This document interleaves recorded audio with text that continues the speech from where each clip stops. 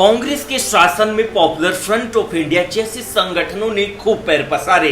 कांग्रेस और विपक्ष के तमाम दलों ने मुस्लिम वोट बैंक की आड़ में इस संगठन को बढ़ने का भरपूर मौका दिया, लेकिन यही पीएफआई संगठन अब भारत के खिलाफ ही जहर उगलने के लिए तैयार हो गया था। हाल के दिनों में तमाम ऐसी आतंकी घटनाएं और हिंसा फैलाने में पीएफआई का ही हाथ रहा। हिंदुओं के खिलाफ मुस्लिमों को भड़काने में भी पीएफआई ने जमकर पैसा बहाया। वैसे तो मोदी सरकार की नजर इस संगठन पर बहुत पहले से थी, लेकिन पीएफआई का खात्मा करने का प्लान अमित शाह के घर बना और उसके बाद शुरू हुई पीएफआई के खिलाफ कार्रवाई। बीते दिनों केंद्र सरकार ने 5 साल के लिए इस संगठन को बैन कर दिया, लेकिन मोदी विरोधियों को ये रास नहीं आ रहा है। पीएफआई पर इस कार्रवाई के बाद बिहार के उप मुख्यमंत्री और राज्यसभा सदस्य सुशील मोदी ने बिहार सरकार और आरजेडी नेता शिवानंद तिवारी पर हमला बोला। सुशील मोदी ने ट्वीट कर लिखा कि पीएफआई पर प्रतिबंध का स्वागत करते हैं। महागठबंधन के नेता तिवारी ने पीएफआई द्वारा पाकिस्तान जिंदाबाद नारे का समर्थन किया था। सिद्धारमैया सरकार ने पीएफआई की 1600 लोगों पर 160 एफआईआर वापस लिया था। बता दें कि एक न्यूज एजेंसी को शिवानंद तिवारी ने हाल ही में बयान दिया था कि पाकिस्तान जिंदाबाद के नारे सिर्फ एक विरोध का हिस्सा है, लेकिन इसका मतलब ये नहीं है कि इस तरह के नारे लगाने वाले पाकिस्तानी बन जाएंगे और पाकिस्तान चले जाएंगे। वहीं दूसरी ओर पीएफआई के 5 साल के लिए बैन होने पर तमाम अन्य नेताओं ने भी प्रतिक्रिया दी। केंद्रीय मंत्री गिरिराज सिंह ने ट्वीट कर गृह मंत्रालय के नोटिफिकेशन को शेयर करते हुए लिखा, बाय बाय पीएफआई।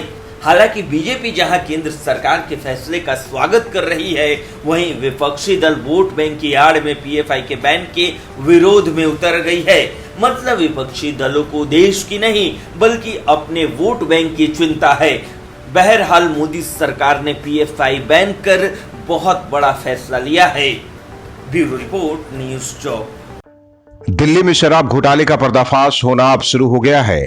केजरीवाल भले ही अपने डिप्टी सीएम को बचाने के लिए एड़ी चोटी का जोर लगा रहे हैं, लेकिन सीबीआई की जांच जारी है और अब सिसोदिया के गिरेबान तक सीबीआई के हाथ पहुंचने ही वाले हैं। बीते दिनों शराब घोटाले मामले में विजय नायर की गिरफ्तारी के बाद केजरीवाल की बेचैनी साफ देखने को मिली, लेकिन मामला यही नहीं रुका। इस मामले में एक और बड़ी गिरफ्तारी हुई है। ईडी ने बेहद चर्चित शराब कारोबारी समीर महेंद्रू को गिरफ्तार कर लिया है। इससे पहले मंगलवार को सीबीआई ने इस मामले में event management company only much louder के पूर्व सीईओ विजय नायर को गिरफ्तार किया था। वहीं नायर की गिरफ्तारी के बाद दिल्ली के मुख्यमंत्री और आम आदमी पार्टी के राष्ट्रीय संयोजक अरविंद केजरीवाल ने कहा कि बीजेपी ने विजय नायर को गिरफ्तार किया, अगले हफ्ते ये लोग मनीष सिसोदिया को गिरफ्तार करेंगे। उन्होंने कहा कि देश के आप कार्यकर्ताओं से अपील है कि वो गिरफ्तारी के लिए तैयार रहें। सूत्रों की माने तो विजय नायर दिल्ली के उप मुख्यमंत्री और आबकारी मंत्री मनीष सिसोदिया का करीबी है।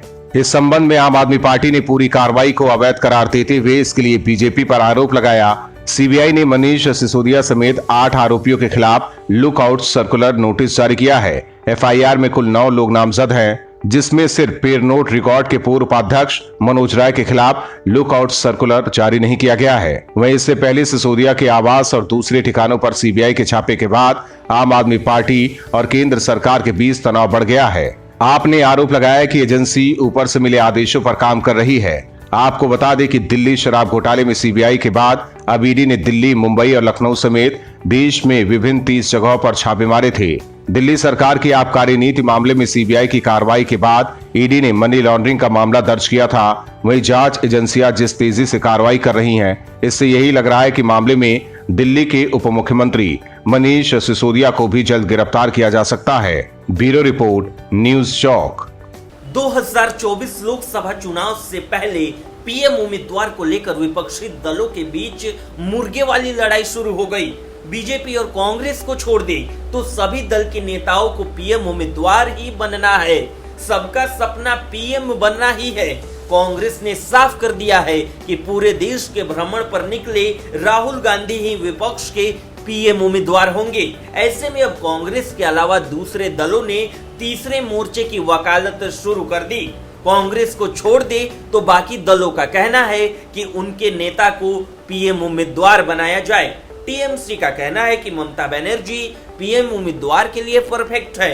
आम आदमी पार्टी केजरीवाल को पीएम कैंडिडेट बनाने के लिए जोर आजमाइश में लगी है, तो बिहार से मुख्यमंत्री नीतीश कुमार भी पीएम कैंडिडेट बनने के लिए बेचैन है।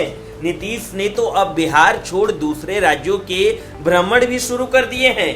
वहीं यूपी में सपा का कहना है कि अखिलेश यादव को पीएम कैंडिडेट बना दिया जाए। हालांकि इन सब के बीच अब बीएसपी भी मैदान में कूद गई। बीएसपी ने पीएम कैंडिडेट के लिए मायावती का नाम उछाल दिया। बहुजन समाज पार्टी की ओर से तीसरा मोर्चा के लिए सशर्त प्रस्ताव रखा है। बीएसपी के राष्ट्रीय प्रवक्ता धर्मवीर चौधरी ने बयान जारी कर कहा है कि मायावती को प्रधानमंत्री पद का उम्मीदवार घोषित किया जाए तो बीएसपी तीसरे मोर्चे में शामिल होने के लिए तैयार है। बीएसपी का ये भी कहना है कि मायावती के कद का कोई दूसरा नेता है ही नहीं, ऐसे में मायावती ही पीएम उम्मीदवार के लिए सही है। धर्मवीर ने कहा कि इन शर्तों के साथ तीसरे मोर्चे में शामिल होने से कोई परहेज नहीं है। उन्होंने कहा कि वैसे भी केंद्र में सरकार बनाने के लिए यूपी की भागीदारी बहुत जरूरी है। यहाँ बीएसपी का प्रभाव बड़े वर्ग पर है, जबकि कांग्रेस का कोई अस्तित्व नहीं रह गया है। वहीं इससे पहले सपा के राष्ट्रीय सम्मेलन में वरिष्ठ नेता रविदास मेहरोत्रा ने कहा कि देश में गैर बीजेपी सरकार बने और सपा सबसे बड़ी पार्टी बने और अखिलेश प्रधानमंत्री पद पर आए तो अखिलेश ने उनकी बातों के संदर्भ में कहा कि उन्होंने इतना बड़ा सपना दिखाया है। हम ऐसा नहीं सोचते हैं कि उस पद पर पहुंचे, हम ये जरूर देखते हैं कि किसी तरह बीजेपी सरकार सत्ता से बाहर हो जाए। हाल ही में सपा सांसद हसन ने अखिलेश को पीएम पद के लिए उपयुक्त दावेदार बताया था। मतलब अब पीएम उम्मीदवार एक नहीं बल्कि कई हो गए हैं। अब बड़ा सवाल ये है कि आखिर विपक्ष का पीएम उम्मीदवार 2024 के लोकसभा चुनाव में होगा कौन? ब्यूरो रिपोर्ट, न्यूज़ चौक। दुम दबाकर भागना मतलब डर कर चुपचाप भाग जाना, ये मुहावरा दिल्ली के मुख्यमंत्री अरविंद केजरीवाल पर आजकल सटीक बैठ रहा है। केजरीवाल जहां जा रहे हैं, बीजेपी और कांग्रेस उनसे ऐसे ऐसे सवाल कर रही है कि बचने के लिए केजरीवाल भाग खड़े हो रहे हैं। सवाल है कि आखिर केजरीवाल अकेले किस किस का बचाव करें। डिप्टी सीएम मनीष सिसोदिया शराब घोटाले में फंसे हैं, स्वास्थ्य मंत्री सत्येंद्र जैन मनी लॉन्ड्रिंग में फंसे हैं, अमानतुल्लाह खान वक्फ बोर्ड भर्ती घोटाले में फंसे हैं। इसके अलावा कई विधायकों पर जांच की तलवार लटकी है। ऐसे में केजरीवाल मीडिया और बीजेपी से भागे भागे फिर रहे हैं। हालांकि यह मामला भागने का एनडीएमसी की बैठक से है। दरअसल मुख्यमंत्री अरविंद केजरीवाल एनडीएमसी की बैठक को छोड़कर भाग निकले। बीजेपी का कहना है कि सवालों को जवाब देने से बचने के लिए एनडीएमसी की बैठक को छोड़कर अरविंद केजरीवाल चले गए। बताया जा रहा है कि एनडीएमसी की बैठक में प्रदेश बीजेपी महामंत्री कुलजीत सिंह चहल ने दिल्ली मॉडल को लेकर अरविंद केजरीवाल से सवाल पूछा तो अरविंद केजरीवाल वहां से उठकर भाग निकले। वीडियो खुद कुलजीत सिंह चहल ने शेयर किया है, जिसमें दिल्ली सीएम अरविंद केजरीवाल भी दिखाई दे रहे हैं। कुलदीप सिंह चहल अरविंद केजरीवाल से दिल्ली नगर परिषद के स्कूलों की स्थिति और आरटीआई से मिले जवाब को लेकर सवाल पूछते हैं, लेकिन अरविंद केजरीवाल कुछ ही देर बाद बिना कुछ बोले वहां से उठकर चले जाते हैं। इस पर कुलदीप चहल ये कहते सुनाई दे रहे हैं कि अरविंद केजरीवाल जी जवाब नहीं है क्या, भाग क्यों रहे हैं। वीडियो शेयर कर कुलजीत सिंह चहल ने लिखा कि केजरीवाल पर आरटीआई में खुलासा हुआ, केजरीवाल ने एमएलए फंड से अपनी नई दिल्ली विधानसभा के स्कूलों में कोई विकास क्यों नहीं किया, एनडीएमसी शिक्षकों, छात्रों और अभिभावकों के साथ कोई भी मीटिंग क्यों नहीं की। उधर बीजेपी के दूसरे नेता भी अब मौका देखकर केजरीवाल को रेलने में जुटे हैं।